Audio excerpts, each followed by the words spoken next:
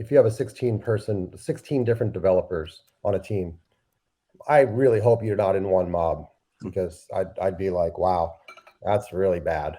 So, we're talking about different things. We are always trying to remove friction in our development processes. Anything that slows us down, anything that gets in our way.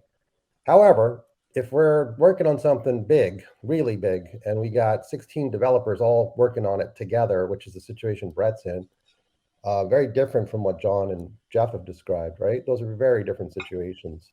We're going to have multiple things in flight at the exact same time, and there's going to be multiple mobs working concurrently, and we're Right. going to be optimizing for making that work really, really well. So that's what I call multi-mobbing. Fast, I think, basically talks of fast agile. Paige, you could talk about that a little bit. But what I really was getting at was that there's this freedom to, choose where you're going to work. There's nobody who's even in that not a meeting saying, okay, Brett, you're going to work over here, and Jessica, you're going to work over there. Yep. Everyone's deciding where they want to work. And throughout the day, given this law of mobility, you can move around from mob to mob. You're not stuck in any particular mob. In fact, you might actually go off and do a little solo work. It doesn't happen very often, but it does happen occasionally.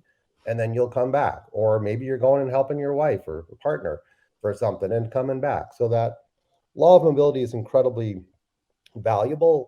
But again, there's single mobs and there's multiple mobs, and depends on the size of your effort and how you're doing it. You'll always want to remove as much friction as possible.